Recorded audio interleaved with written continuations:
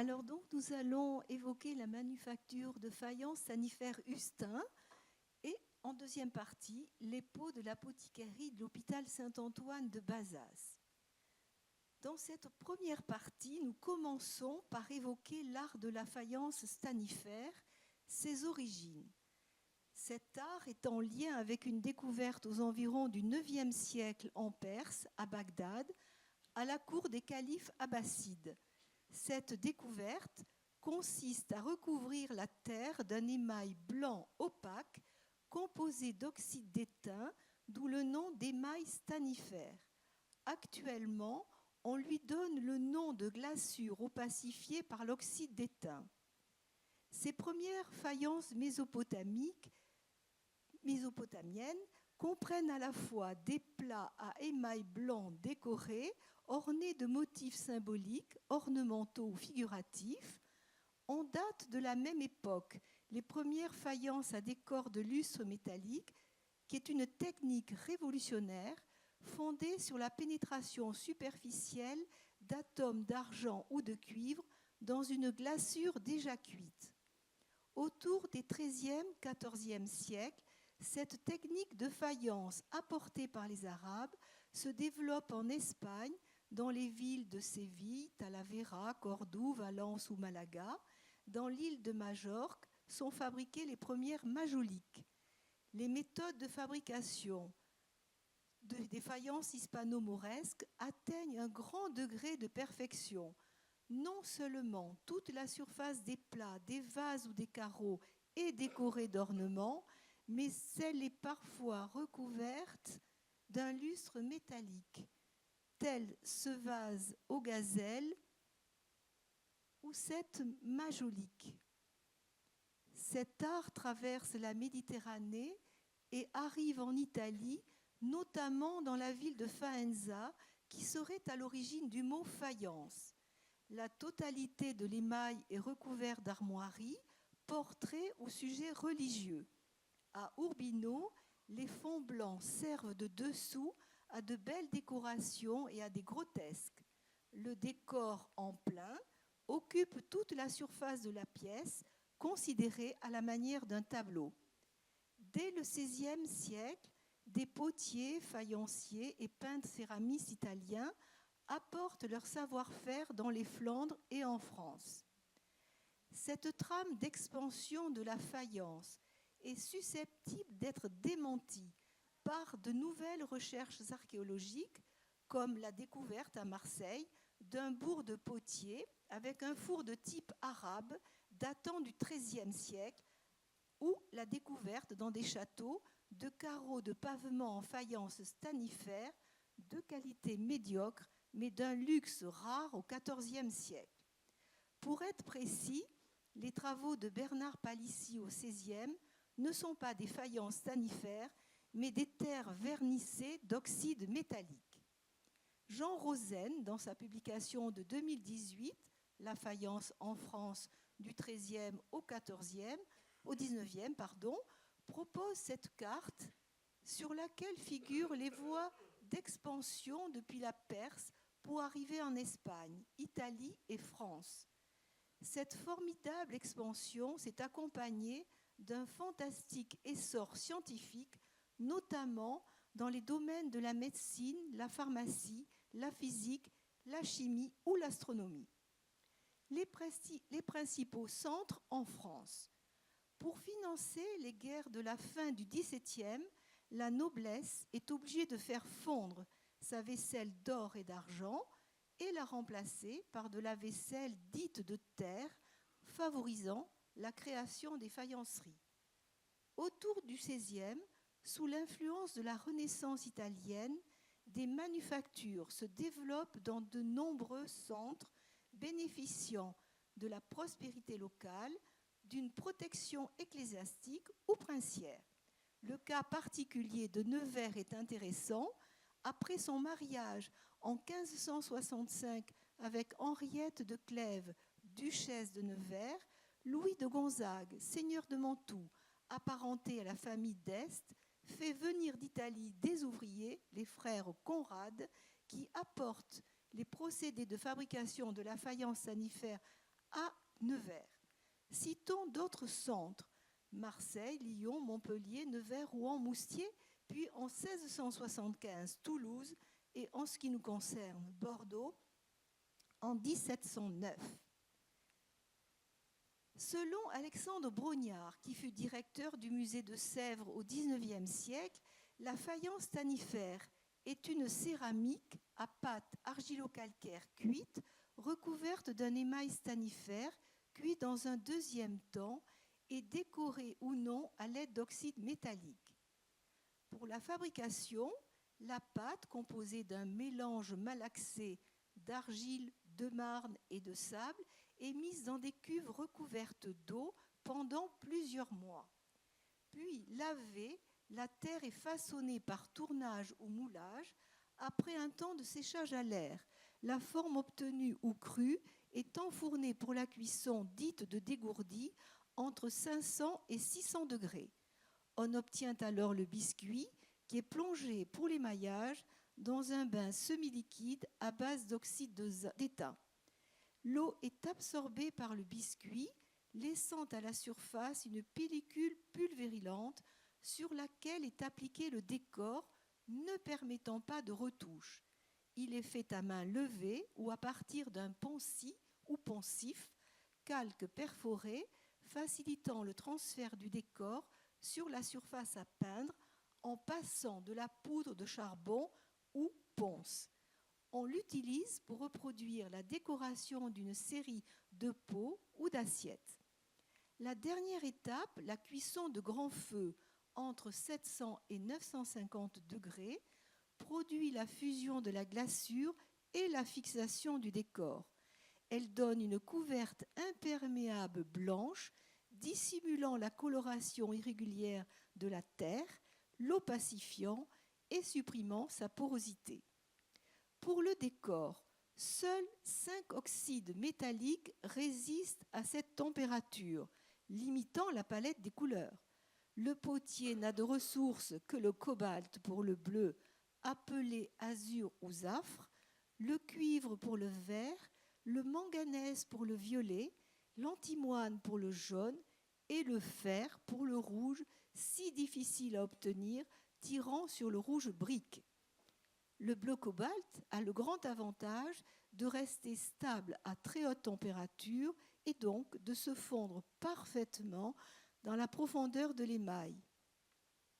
C'est pourquoi le bleu a été la couleur la plus employée pour tous les types de décors au grand feu et surtout sur la faïence commune peinte au XVIIIe. Cet art du grand feu est jugé noble car la couleur est cuite en même temps que l'émail, emprisonné par lui.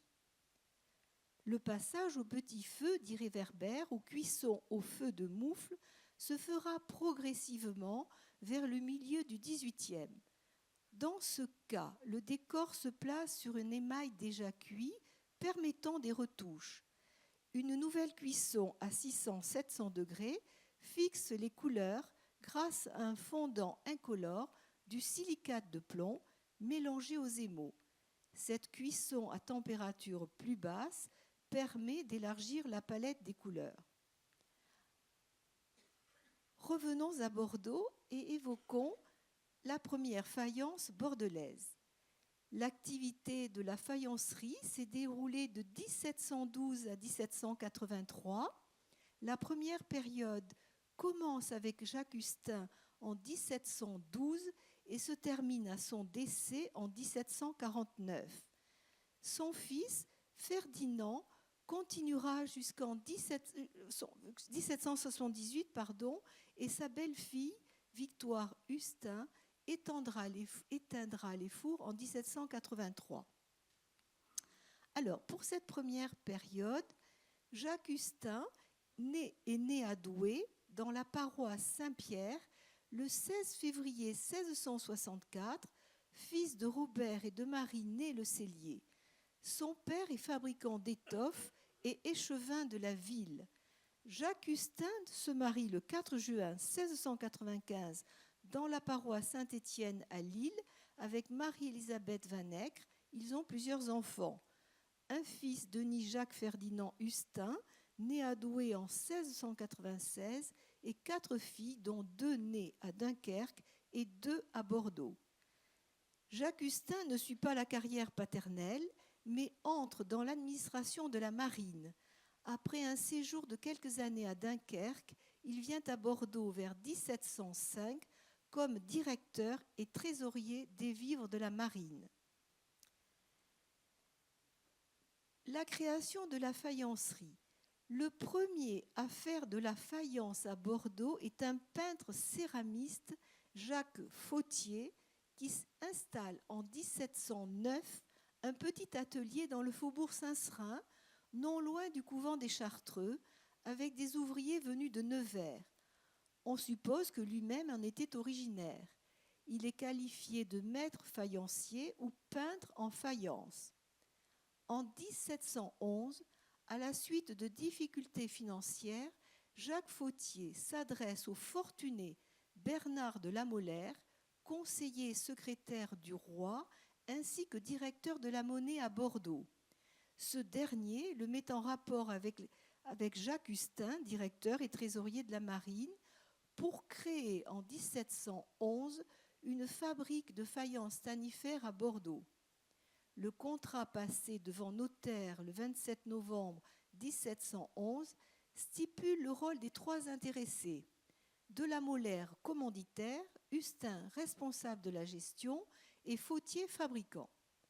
Jacques Hustin achète le 18 avril 1712 à Jean Dumas, devant Maître Faugas, notaire à Bordeaux, une pièce de pré et jardin au dit faubourg Saint-Seurin, dans le lieu appelé à la Fondodège, pour un prix de 3400 livres payés comptant. Ce vaste terrain d'environ 6000 m² permet de construire les bâtiments de la faïencerie.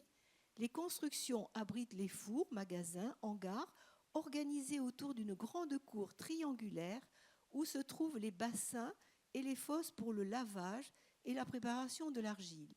L'entrée, avec ses pavillons d'habitation, donne sur la voie qui longe les glacis du château Trompette.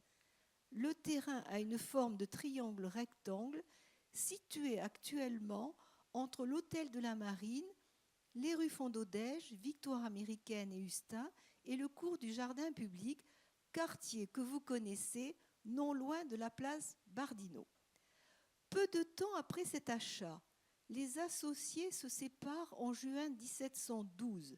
Le contrat d'association est dissous et, je cite, « pour cause d'incompatibilité et autres raisons et motifs à eux connus, et que d'ailleurs, bien loin qu'il y eût du profit, il y a jusqu'à présent des pertes et avaries considérables. » Fauthier quitte donc la faïencerie. Jacques Hustin ne renonce pas à posséder une manufacture. Une société se crée alors, par moitié entre Bernard de la Molaire et Jacques Hustin, une première fois le 20 avril 1712, puis le 15 juillet 1715, pour une durée de 15 ans, avec un nouvel acte de société, car Bernard de la Molaire n'était pas du tout satisfait des comptes de Jacques Hustin.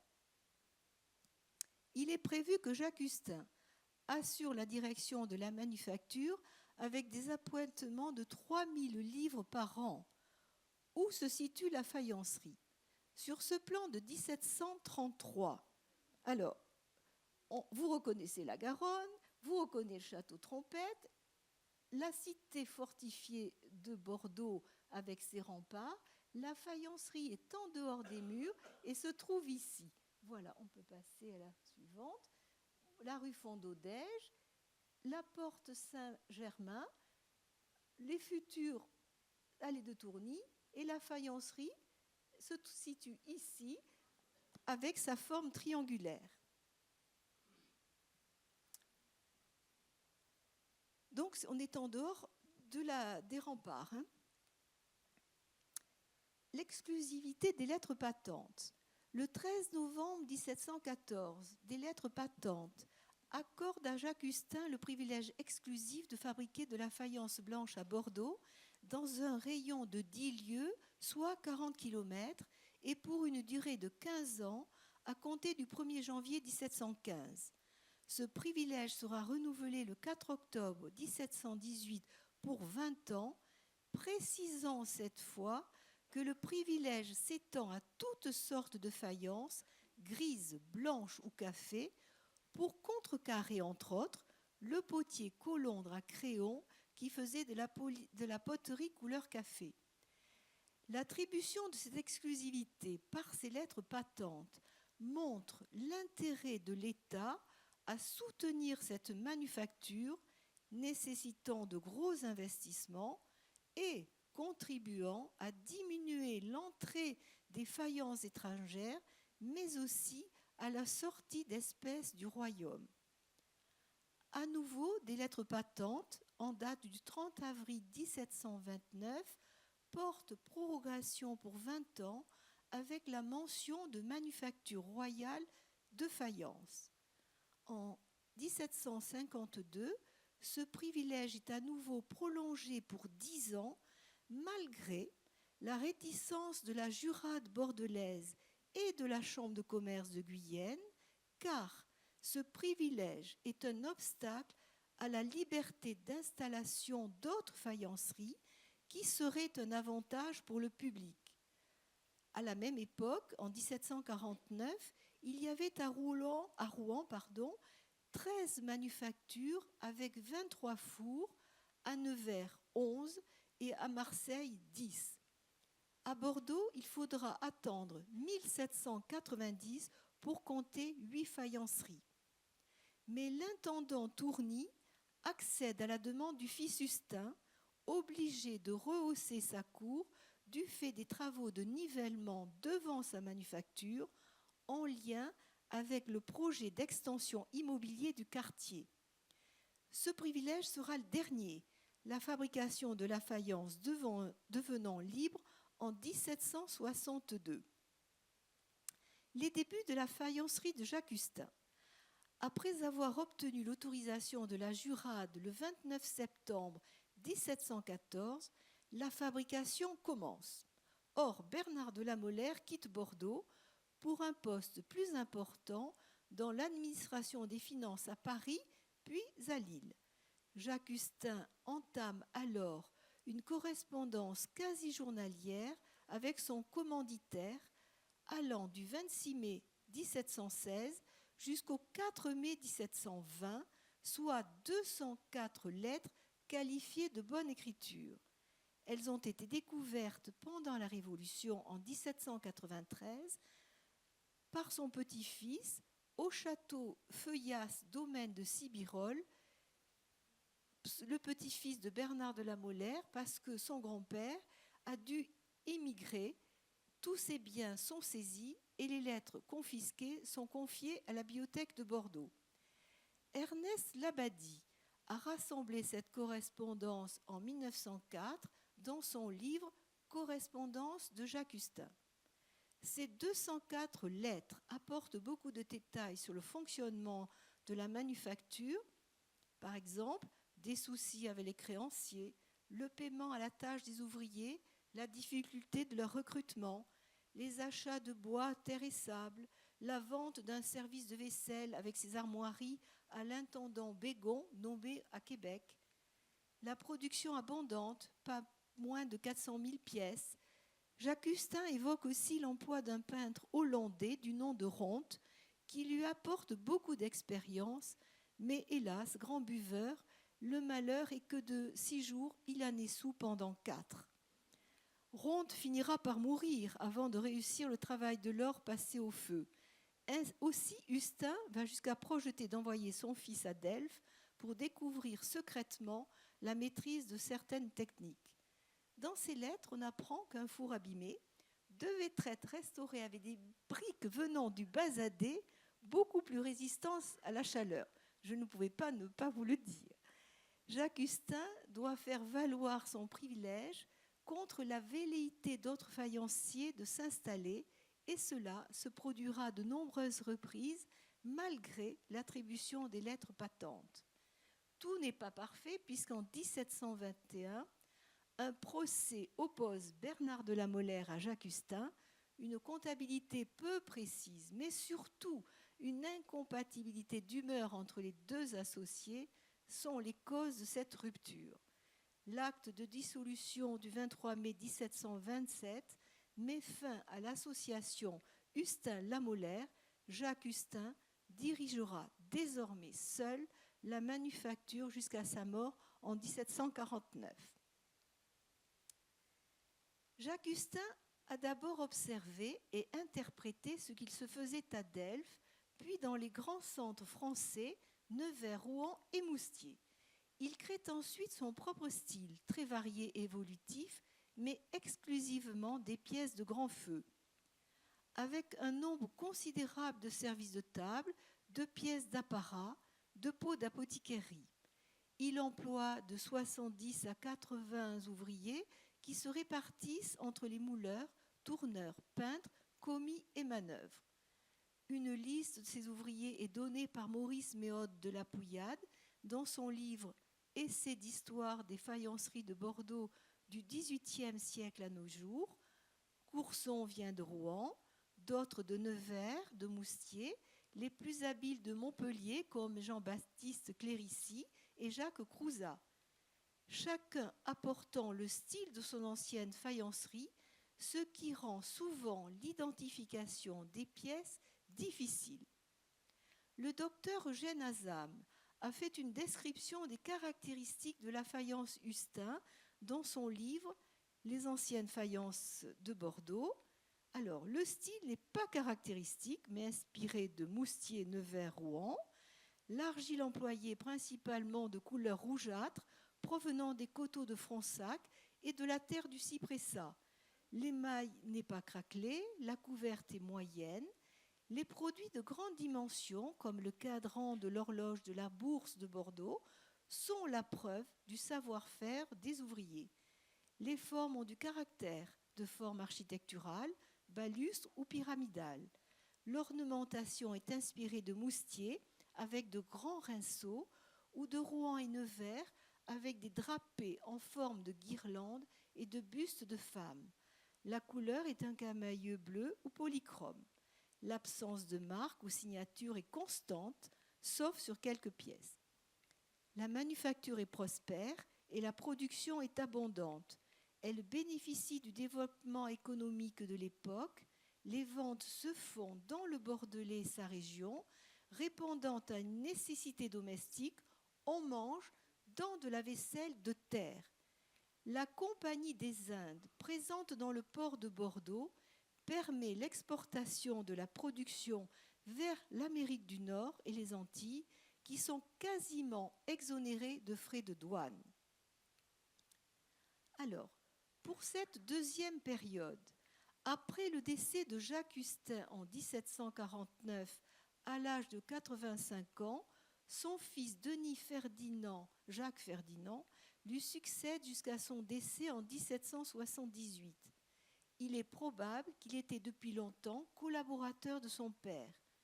Âgé de 52 ans, il épouse à Sainte-Eulalie, cette même année 1749, le 30 juillet, Marie-Magdeleine Victoire Hainaut, âgée de 33 ans, fille d'un ancien capitaine de cavalerie.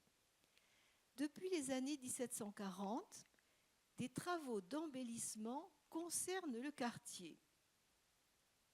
Alors, la porte Saint-Germain est devenue place Saint-Germain.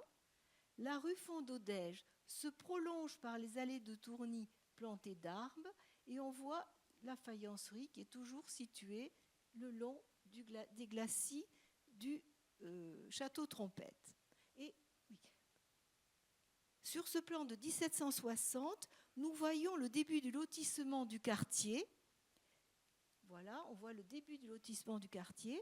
Ferdinand Hustin doit ouvrir une rue qui porte son nom. Elle sera située ici. Il vend divers lots pour la construction d'hôtels.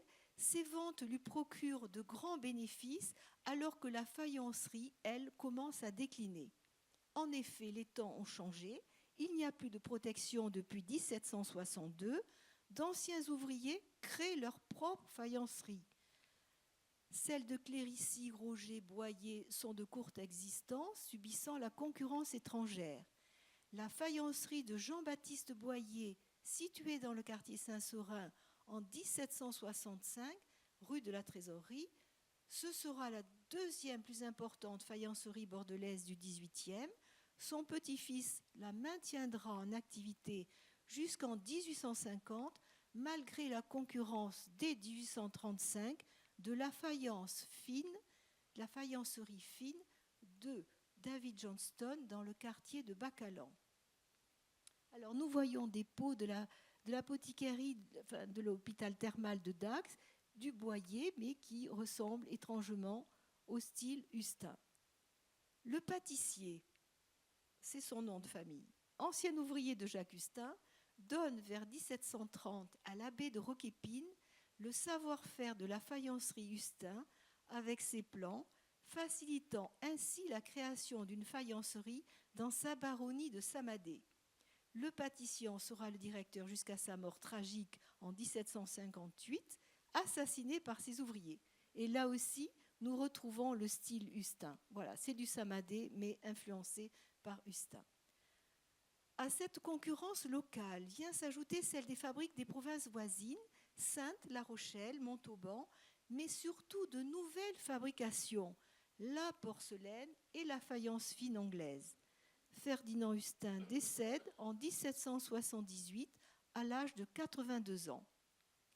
Son épouse, Victoire Reynaud, dite Victoire l'Américaine, en raison de son origine créole de la Martinique, continue la fabrication avec Raymond Monceau, contremaître fort habile.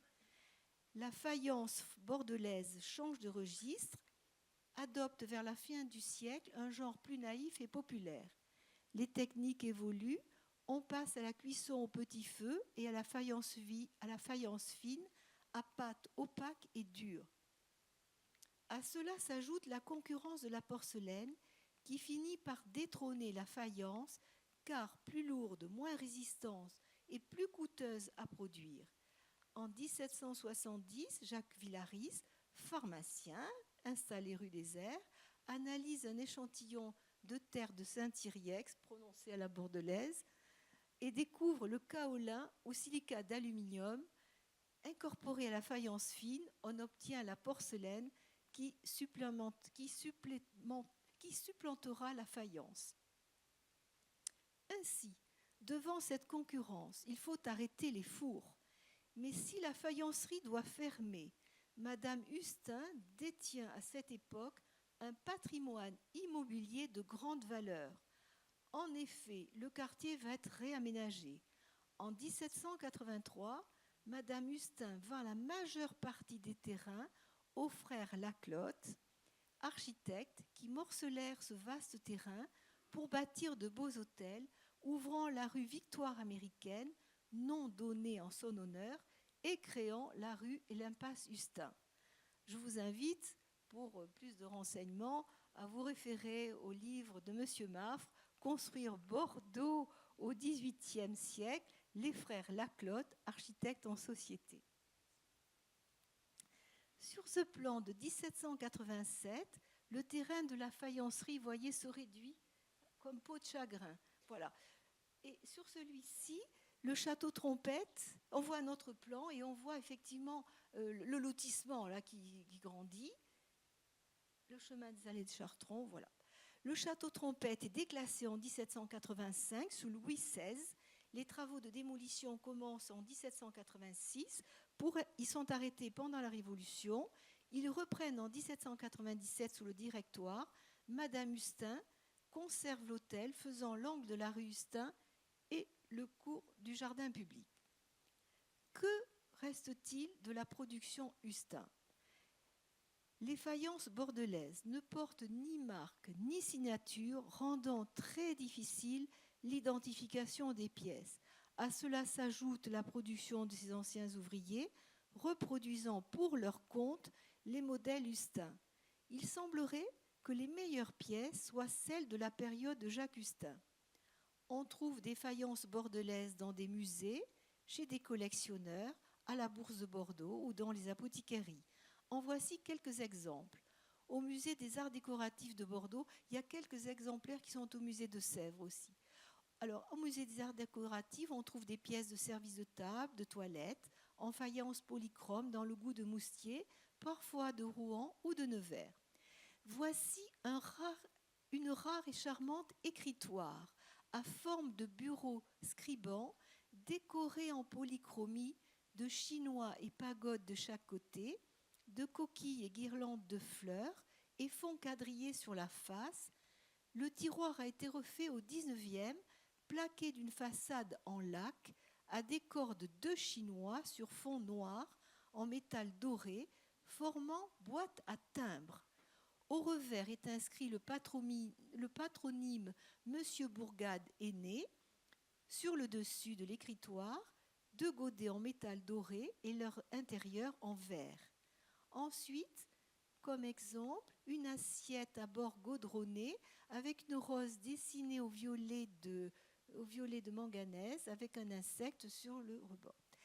Il faut citer l'important service des Chartreux, dont le centre figure les armoiries de l'archevêque François de Sourdis et de la famille de Gasques, membre du Parlement, bienfaiteur et fondateur de la Chartreuse. Ce service répond à plusieurs styles, dont le style Régence, plat ovale à bord contourné sur le bassin, décor polychrome d'armoirie, attributs et inscriptions Cartus burdig, diminution de Cartusia burdigalensis. La fabrication a été faite entre 1720 et 1735. À gauche, les attributs de l'évêque. Nous avons le chapeau cardinalis, la croix pectorale, et nous avons également peu importe. Et sur la droite, j'ai perdu un peu le fil, et sur la droite, les attributs de la justice, la toque, le manteau d'hermine et la main de la justice. Fantaisie des formes, jatte carré, rafraîchissoir à bouteille, légumier, rince-verre, plat ovale, assiette épichée. Pour certains, ces services au Cartus seraient le chef-d'œuvre de la production Hustin, la plus originale et d'un charme indéniable. La belle fontaine à décor bérin, ayant fait l'objet d'une restauration, comme les premières faïences sorties des fours Hustin, elle est caractérisée par un décor de grands feux en camailleux bleu. À la Bourse, le cadran de l'horloge est malheureusement hors de vue de tous suite à des aménagements. Ce cadran porte la marque fait à la manufacture royale de M. Hustin 1750. Il a un diamètre de 1,50 m et de 5 mètres de circonférence. Fait de 6 secteurs, au centre figure un large ornement représentant des feuilles d'acanthe recourbées d'un bleu dur. Je n'ai pas de photo à vous montrer. Un autre cadran de même dimension donnait une indication de la direction des vents, étant relié à une girouette placée sur le toit. Sur les autres bâtiments, on peut voir les cadrans Hustin de moindre dimension. Et pour finir, nous allons citer les apothicairies où nous trouvons divers vases de pharmacie. Si les faïences bordelaises ne sont pas très connues, car manquant d'originalité et ne présentant pas une exceptionnelle qualité, elles n'en méritent pas moins une place dans la faïencerie française. À cet effet, une exposition a été organisée par Madame du Pasquier au Musée des Arts Décoratifs en 1996, dont le thème était la faïence de Bordeaux au service de la santé. Cette exposition présentait l'étendue de la production Hustin, tel ce pot de monstres appartenant au musée et des pots d'apothicairie locale, Blaye, l'Aréole, la collection du CHU et une importante collection qui provenait de l'hôpital Saint-Antoine de Bazas, collection que nous allons découvrir dans cette deuxième partie. Préférez-vous que nous fassions une pause ou avez-vous des questions? Mais ça va être très court là maintenant. On peut enchaîner, très bien. Et j'ai oublié le nom de l'évêque, c'est le Camaï. Hein, voilà, ça revient. Camaï. Alors, voyons. Donc, notre hôpital, classé à l'inventaire supplémentaire des monuments historiques en 2012, l'hôpital a fait l'objet de 3 phases de construction au XVIIIe. Durant son règne, Louis XIV avait déjà modifié l'organisation hospitalière, souhaitant que les hôpitaux ne soient plus seulement des lieux d'accueil, mais soient également des lieux de soins. Ainsi, hébergement, chapelle et apothicairie composent les hôpitaux du XVIIIe. Il est reconnu que la plus jolie pièce de cet ensemble est l'apothicairie. Sur la façade donnant sur le jardin, la fenêtre à gauche de l'entrée éclaire l'apothicairie. Cette apothicairie hospitalière a été créée en 1767 par la supérieure sœur Marie Montier, fille de la Charité, comme il est écrit dans son éloge funèbre. Elle a été classée monument historique en 1964 pour ses pots et 1967 pour ses boiseries. En 1698, quand Monseigneur de Gourgues, de la famille Cour de Gourgues, bordelaise, quand Monseigneur de Gourgues, venant de Paris, prend ses fonctions d'évêque à Bazas, il recrute 2 filles de la Charité afin de prodiguer des soins dans l'hôpital dont il a la charge. Les filles de la Charité ont été présentes à Bazas durant 3 siècles jusqu'à leur départ progressif de 1984 à 2004. L'apothicairie a été restaurée en 2003 sous la direction de la DRAC et de M. Maffre, ici présent. De tout temps, la maladie a été une préoccupation humaine. Pour l'homme antique, elle est d'origine surnaturelle et les prêtres officient comme médecins. Puis Hippocrate lui attribue une cause naturelle. Les Arabes collectent des connaissances antiques et diffusent en Occident leur savoir, apportant les drogues orientales et la technique de la céramique. La Renaissance inaugure des temps nouveaux dans la pensée médicale où la magie et la superstition n'ont plus leur place. L'apothicairie se modifie avec l'évolution et les progrès de la thérapeutique. Les pots deviennent indispensables à la bonne conservation des remèdes. Plusieurs matériaux sont utilisés, le verre, le métal ou le bois, mais la faïence présente de grandes qualités, inertie et opacité, pour la conservation à l'abri de la lumière. Les arts honorent l'art de guérir, ébénistes, céramistes et peintres débordent de talent, les pots sont somptueusement décorés. Ce sont des objets fonctionnels dont la forme varie selon la consistance des préparations, liquides, onctueuses ou solides. Je vous propose de découvrir les différentes formes. Les albarelles, du mot persan albarani ou vase à épices, présentent une grande ouverture pour conserver des pommades ou onguents. Un parchemin tenu par un lien passant sous le bourrelet assure la couverture comme présenté sur le pot central.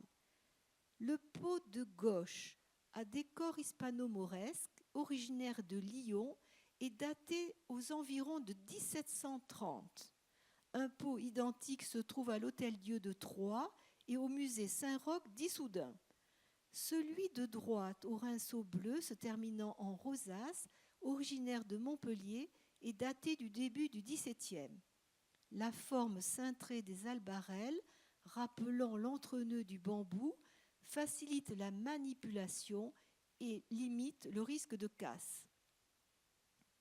Les chevrettes, adoptées en France au début du XVIe, présentent un bec verseur. Elles contiennent des liquides variés comme les mélites, c'est-à-dire des macérations de plantes dans du miel, ou comme ici des sirops. Ce bec est à l'origine de leur nom, rappelant la corne d'un cervidé. Une particularité, l'anse est opposée au bec verseur. Un bouchon de liège relié à un anneau au-dessus du bec assure l'obturation. Un autre lien passe dans les 2 trous du couvercle et le relie à l'anse.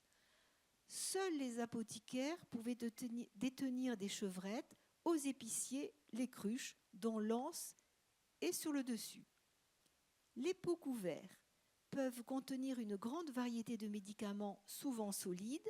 Ceux de Bazas présentent une forme balustre sur pied convexe. Cette forme pourrait être d'origine chinoise.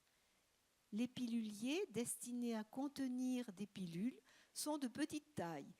Ils ont un pied convexe à ressaut et un large bourrelet sous le col destiné à recevoir un couvercle.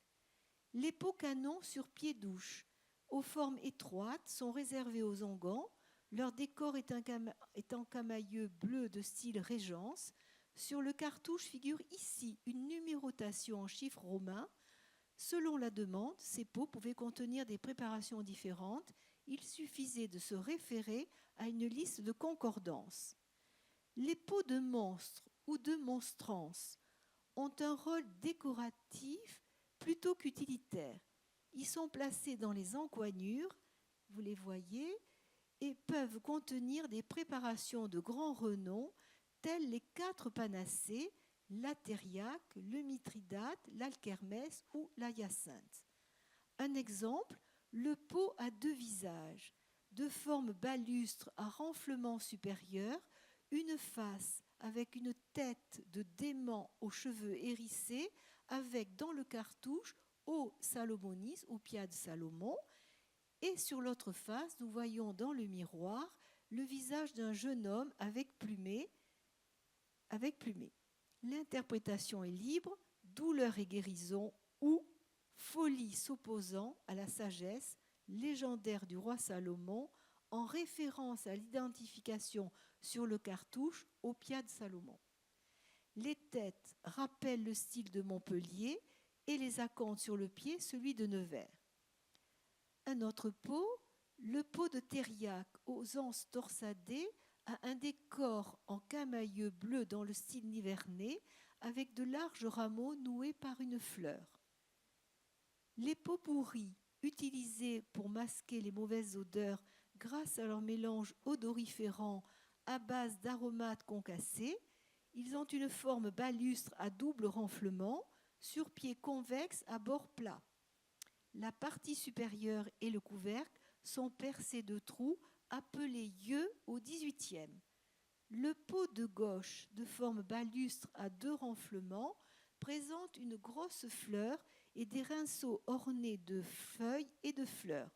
Celui de droite a un décor animé de 3 personnages chinois sur fond de terrasses fleuries avec rocailles, palmiers, fleurs et insectes.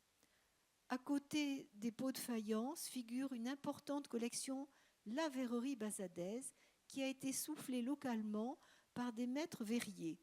La présence des sels ferreux dans le sable est à l'origine de cette couleur bleu-vert s'harmonisant avec le camailleux bleu des faïences. Quelle est l'origine des différents pots de l'apothicairerie ?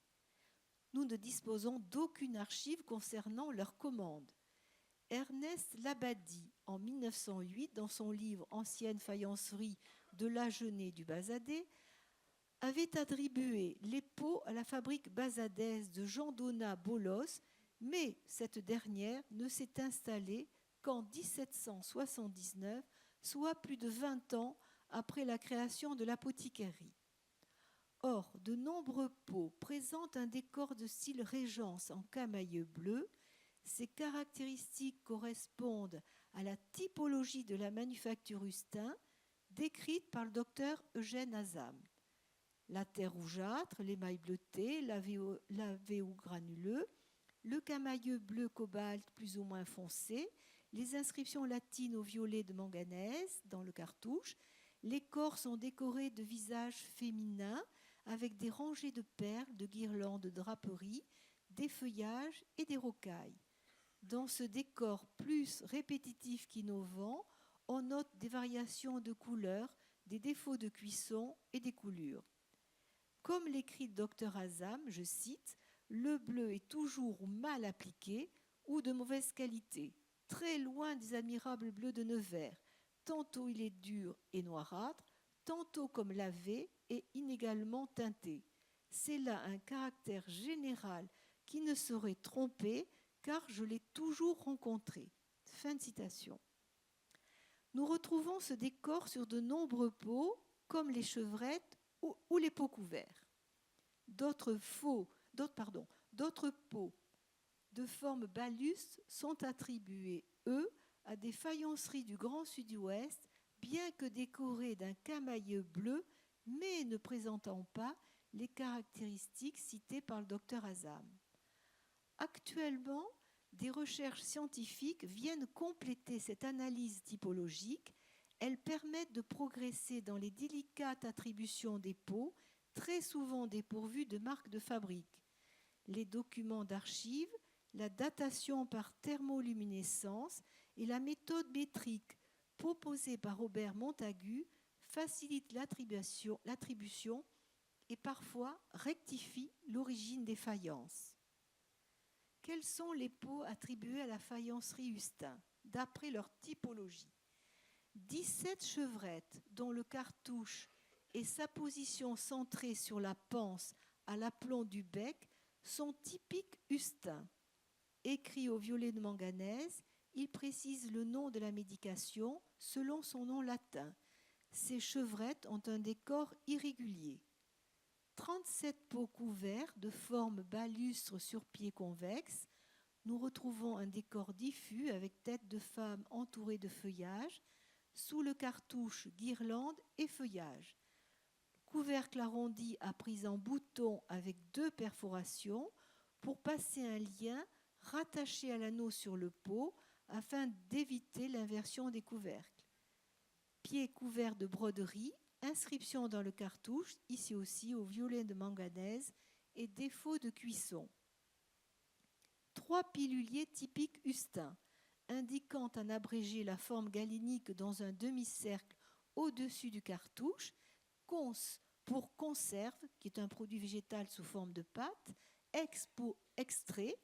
Le pilulier du centre présente un P pour pilule. L'extrémité des feuilles et la petite... il faut voir avec discrétion. L'extrémité des feuilles et la petite croix sont rehaussées d'une couleur rouge en lien avec la composition des pilules à base de rouge cinabre. Ce rouge d'oxyde de fer, si difficile à obtenir, est l'unique de l'apothicairerie. Alors, le pot de monstre de la maison Prophète des Jésuites, ce grand pot que vous avez déjà vu un pot lors de la première partie, ce grand pot de forme balustre, de style nivernais, mais inspiré de Delphes, présente un décor d'origine orientale dit millefleurs en camailleux bleu. 2 inscriptions différentes figurent sur le cartouche, Oppia Salomonis et Mithridate D. Les mascarons latéraux ont la forme de têtes d'enfants aux yeux exorbités.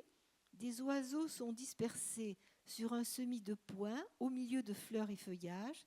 L'inscription IHS, Jesus Hominum Salvator, et le cœur enflammé sont les symboles des jésuites. Ce pot est attribué à la maison Prophète des Jésuites de Bordeaux. Un pot identique, don du CHU, est exposé au musée des arts décoratifs avec 2 autres inscriptions, confectio de Hyacinthe et confection d'Alkermès, comme évoqué en première partie. Nous ne connaissons pas l'histoire de cette paire de pots séparés attribués à la maison Prophète des Jésuites. Ces derniers, expulsés de France par l'arrêté du 26 février 1763, ont vu leurs biens confisqués et mis sous séquestre. Si nous pouvons attribuer l'origine d'une partie des pots à la faïencerie Hustin, la question de leur provenance peut se poser au vu de diverses observations. Nous devons aux filles de la charité d'avoir constitué cette magnifique collection que nous pouvons voir in situ depuis plus de 250 ans, alors que ce vieil hôpital va connaître une nouvelle destinée. Ces pots de faïence stanifère témoignent de la recherche permanente et du soin extrême des apothicaires pour conserver les médications afin que ces dernières, apportent soulagement et guérison aux malades. Au XVIIIe siècle, apogée de la faïence sanitaire française, la manufacture bordelaise Hustin a mis son art au service de la santé. Après avoir été des objets fonctionnels, ces pots de faïence, par leur forme, leur décor et leur usage, ont rejoint l'histoire des arts décoratifs. Voilà. Merci.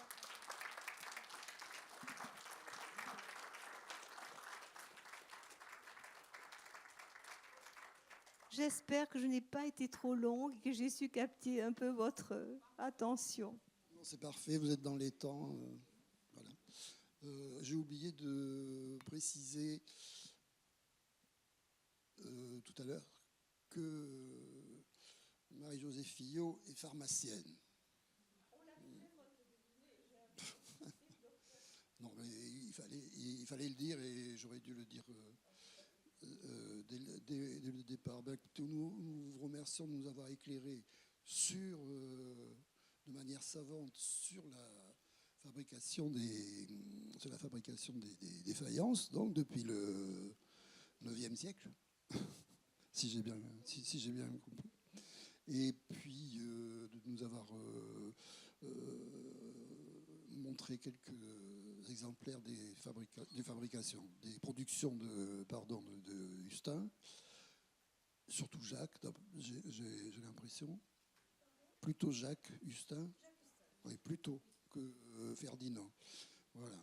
Et puis, eh bien, écoutez, j'espère que les gens qui ne connaissaient pas l'apothicairie de Bazas se précipiteront pour aller la visiter. Je ne sais pas quelles sont les modalités, mais vous avez vu que c'est une collection très importante, parce qu'il y a quelques autres collections qui sont, enfin, des restes d'apothicairie qui sont conservés en Gironde. Je crois que vous avez cité Blaye et la Réole.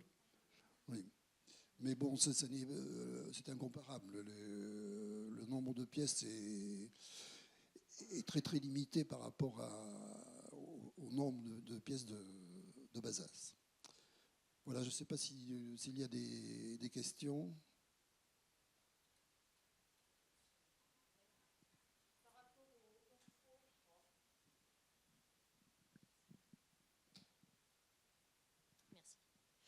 Par rapport au four, justement, pour les différentes chauffes, ils utilisaient quoi? Du bois. Du bois. Parce que pour la faïence sanitaire, c'est la flamme qui est prioritaire et non la chaleur. Par exemple, pour la porcelaine, on utilise plutôt la houille parce qu'il faut monter en température, alors que là, c'est le bois qui donne une flamme et ça donne de meilleurs résultats. Donc, on se fournissait en bois. Voilà. Localement, c'est encore possible. D'autres questions? Alors, on ne sait pas. Il y a beaucoup de faïenceries à cette époque qui ne signaient pas leur production. C'est bien regrettable. Ils ne sont pas projetés 3 siècles après pour ils faisaient. Voilà, c'était facile parce que après il suffisait d'un tampon. Non, ils n'ont pas eu l'idée. C'est dommage. Mais bon, on a des techniques. Vous avez vu maintenant par thermoluminescence, on arrive à identifier des pièces rares. On ne le fait pas pour la vaisselle de courante. Bon, c'était destiné à être cassé de toute façon. Voilà. Et oui. Et oui.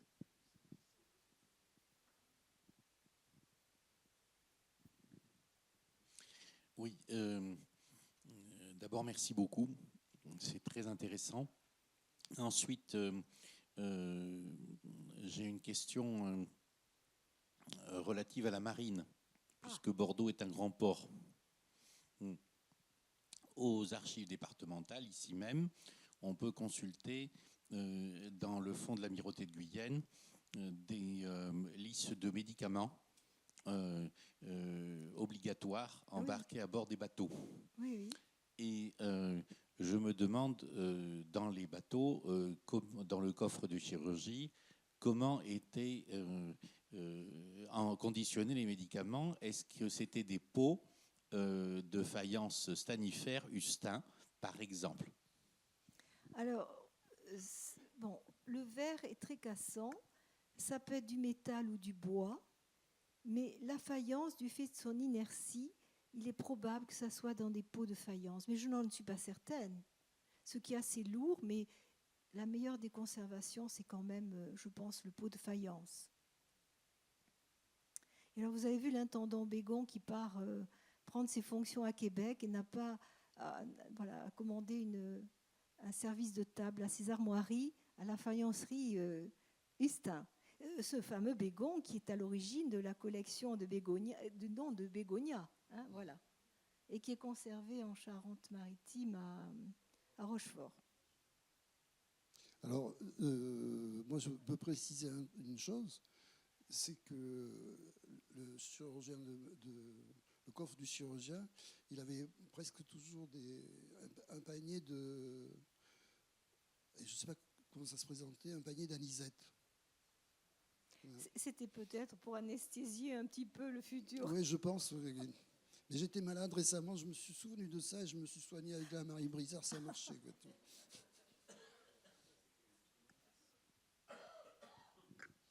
Quand on décore une faïence, l'émail est totalement incolore et la couleur se révèle à la cuisson, donc on ne sait pas ce qu'on fait. Tout à fait, tout à fait. La surprise, c'est quand on défourne. Donc, oui. C'est pas évident. Et c'est d'autant plus difficile sur la faïence stanifère que l'on peint sur une poudre, sur un support pulvérulent. Donc on ne peut pas faire de retouche. Vous avez un biscuit et vous avez une poudre et vous peignez d'un trait, un seul trait. C'est pour ça que les dessins ne sont pas toujours parfaits.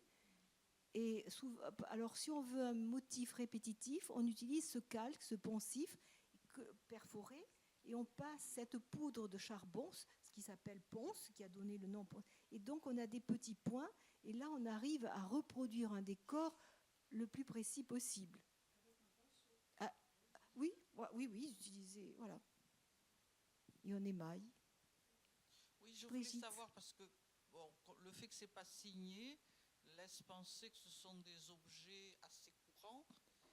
Est-ce que vous avez une idée des prix, des ordres de grandeur, des prix de vente de ces pots? C'était certainement c'était précieux. Hein. Oui, c'était précieux, oui.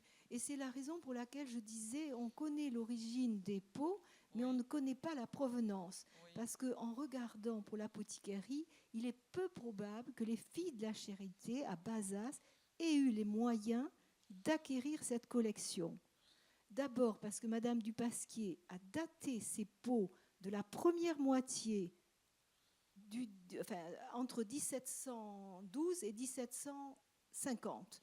Et l'apothicarie a été créée en 1767. Or, les pots d'apothicarie se faisaient sur commande. On ne faisait pas des productions en série, donc ce n'est pas possible. Il est vraisemblable que les filles de la Charité aient repris sur des ventes. Et il y a un petit lien avec les jésuites, mais je n'ai pas vu le lien. Voilà. Oui, merci Madame pour votre exposé. Deux choses. D'abord, au niveau de la production, la qualité de Bordeaux, d'un point de vue négatif, était remarquable par sa lourdeur. Hein, oui, c'est vrai. Par rapport à tous les autres centres, Rouen, Bustier, etc.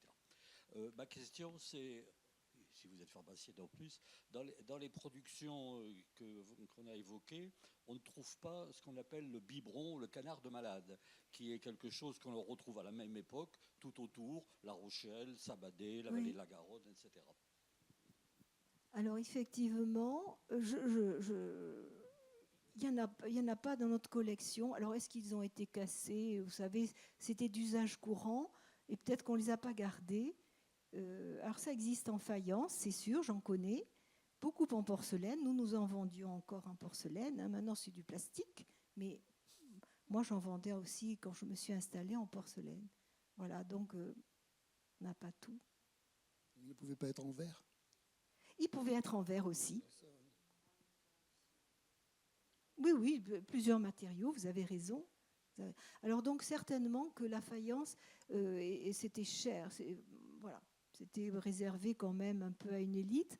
Alors après, ils ont fait de la vaisselle courante, alors sans décor, sans rien, et comme vous dites, qui était destinée, maintenant on ne les trouve pas, ces faïences courantes, elles sont cassées et très lourdes.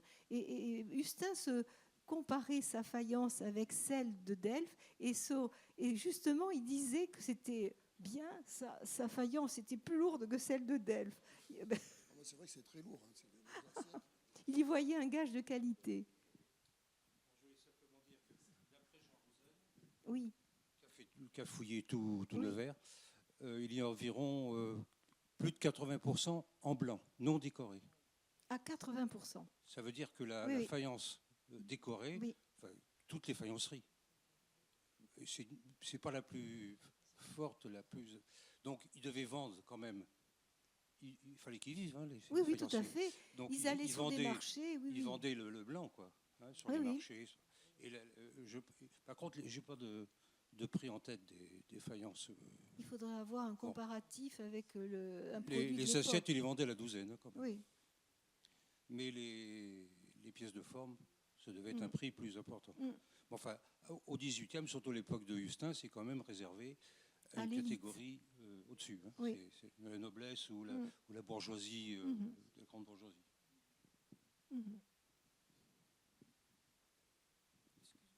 Merci. D'autres questions, pardon? Non? Bon.